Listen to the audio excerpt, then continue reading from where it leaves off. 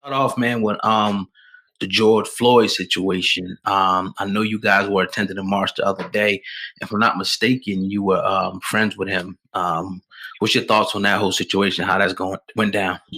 That's why I kind of really, when you say how you doing, it's like, oh man, it's like a trick question. So I kind of skirted that because Yeah, yeah. it's a culmination of a lot of feelings, some of which, what I'm saying, it's like, you know, you, whatever we got to do to feel these feelings. If hey, if we got to get fired up, whatever we got to do to make some real change. Because talking to either my mother or just other people, any of my elders, them telling me about different things in the past. My mom being somebody who marched in the past, here always telling me stories of that. Me also being somebody who, you know.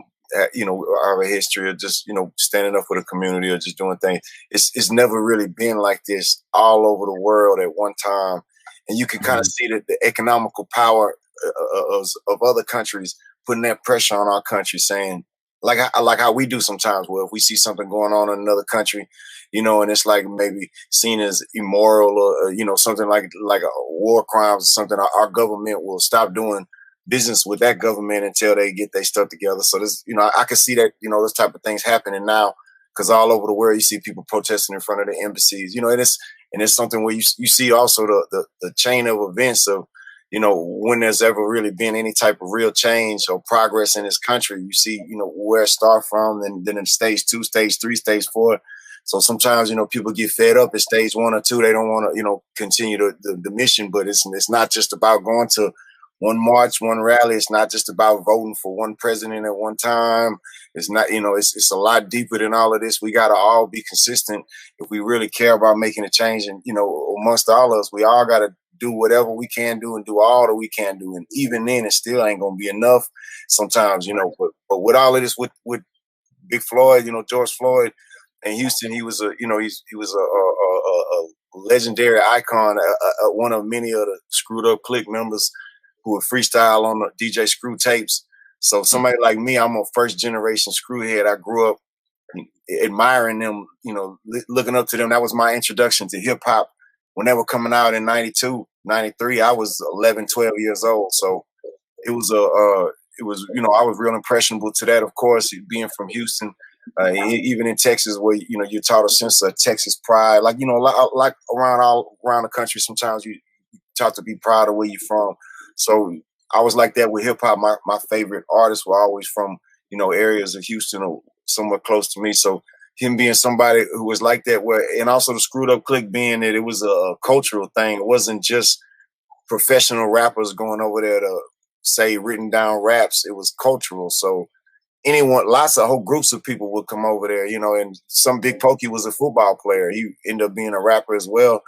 Shout out to Big Pokey. He was on Sin Sideways with me, but he as well somebody I always looked up to. A lot of the other ones too, they went on to, create businesses, do other things, as well as being athletes, you know what I'm saying? And Big Floyd being somebody who maybe not have been a professional rapper, but he was somebody who was idolized.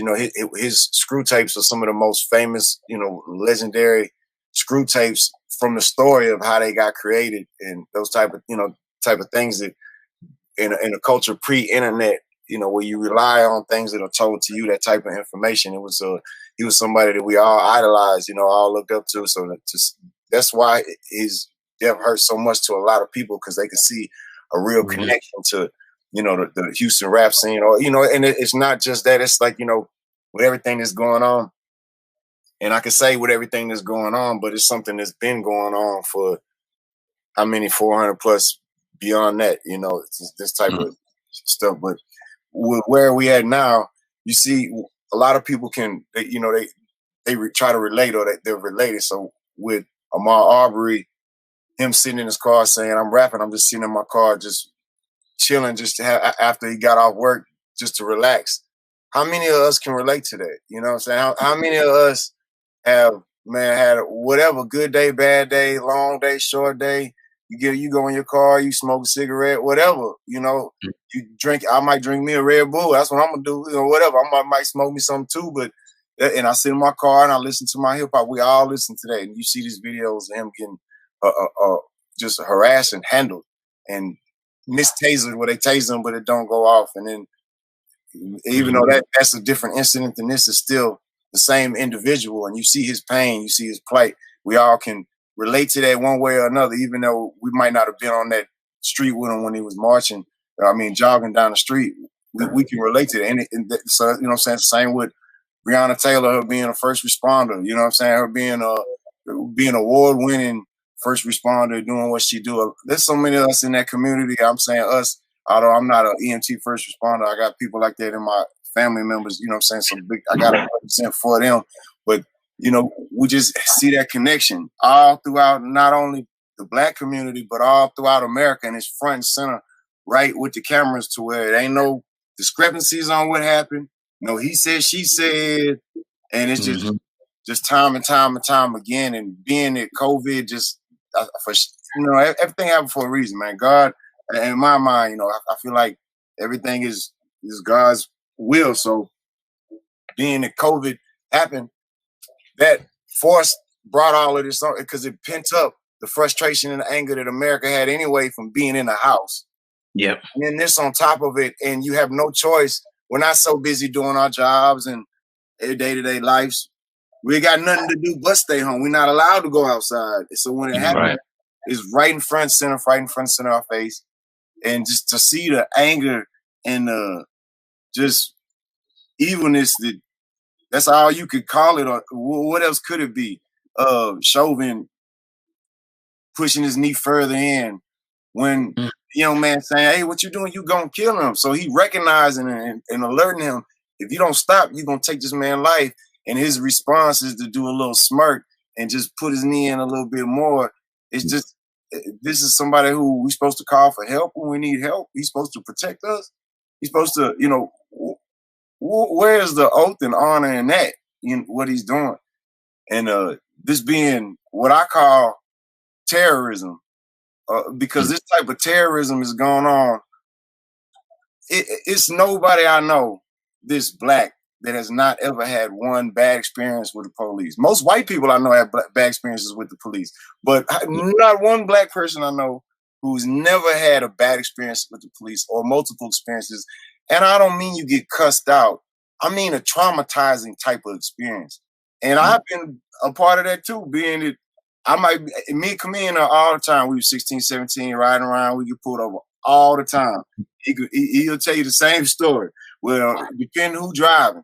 If I'm driving, we might make it. Even then, they're gonna separate us and they're gonna ask him, hey, is he Mexican, right? Hey, he a freshman, he's from Louisiana, right?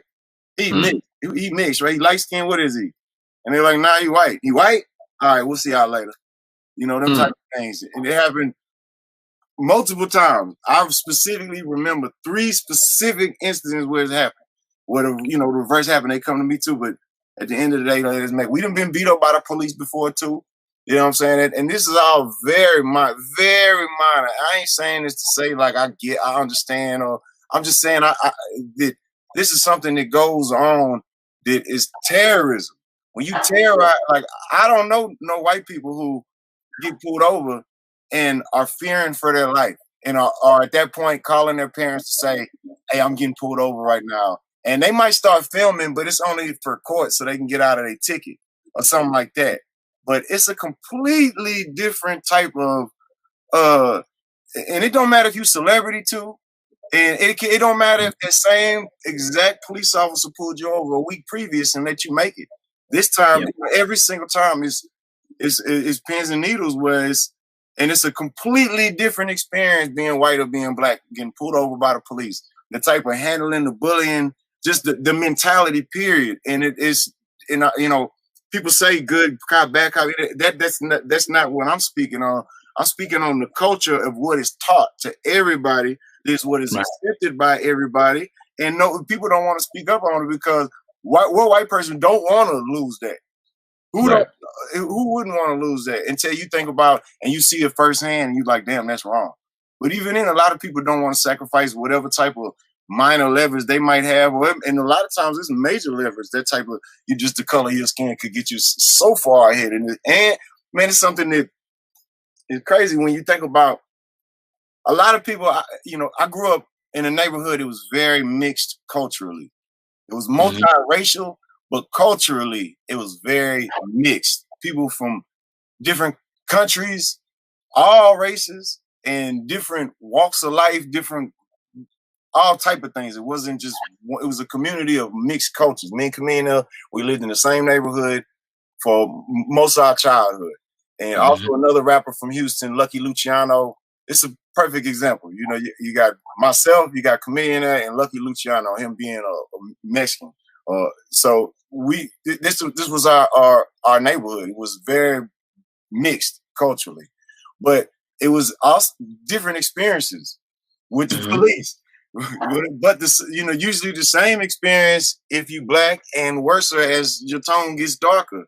And it's just crazy to see this type of terrorism go on continually. You know what I'm saying? Up to 2020 where we at now. Now growing up with coming up being uh in a neighborhood like that where it was very multiracial, you got to there was a lot of people who felt like they might have understood, hey, it's equality, we're all equal. So they saw it as equal. Now let me say, me, all three of us right here, we all can say, Mhm. hey, we're humans, we're equal. But Absolutely. when we leave this conversation and go our separate ways, we might be equal, but the world might not treat us equal. Right. So that's one thing that a lot of people don't really recognize or understand is that it's not about whether or not you treat people fair or you treat people equal or what you've done or where you from or who you friends with or what causes you down with or how many marches you've been to or any of that, even speaking for myself specifically. None of that matter. Don't matter that I got my wife is black, my kids are black. That do has some impact on it because being my children are black. But none of that matters. Being in what I'm speaking on, and that it don't matter where I'm from. Don't matter. I got a lifelong history. This is my life. But none of that matters. Being that I'm somebody that's benefiting off top, no matter what, benefiting just purely from the color of my skin. Whereas no matter what my hardest day on this earth was, if I was black, it would have been worse. And it's to see this continue to go on, and people don't get it because they feel like, oh, I'm cool, I'm nice, I'm doing good, so the world is good. They don't realize that a lot of them same people, I'm good with you because I know you and it's in my face. But a lot of them same people, when they go out the door, they clutching their purse or things of that nature because it's the culture of what we've been taught for so long, from the top to the bottom, inside and out. And it's, you know, hey man, the man say, hey, now's the time. Hey, you were, hey, if there was ever a time, man, it definitely feel like now is, and it's definitely the fear of if not now, then when. Mm. Yeah, that's a fact. How was I'm very curious because I heard you early on. You said that your mother marched. How was race explained to you and given to you as a white household growing up? Well, I really didn't know I was white till the world told me I was white. In Dang. my household, I was taught I was Texan. That's what I was taught. I don't know where that came from, but for my grandfather, okay, let me just give you a little small, little short history. And we can go in depth, however, wherever you want to ask, we can go have it, but I don't want to tell you 5 hour conversation if all you want to know is just a little bit, but whatever you want to know, I go more into. But well, it was my mother and my father and my sister. That's it. I didn't have aunts and uncles growing up. My biological father, he did come from a family that I didn't know anything of, and I still to this day don't even know anything of because he left my family when I was about 6 years old. He left us, and I ain't seen him since. He was a drug addict. He was, he did heroin, a bunch of other things, and he was a child molester. At some point, he kidnapped this girl. He went to Canada with her. She was like a 12-year-old girl, 13-year-old girl. They got caught. They came back. The girl ended up committing suicide. These is real true events too. Hmm. And I ain't trying to put the girl, her family, all that business out there, whatever. But you whatever. It's but that's I haven't seen him since I was 5 or 6. But so all I had growing up,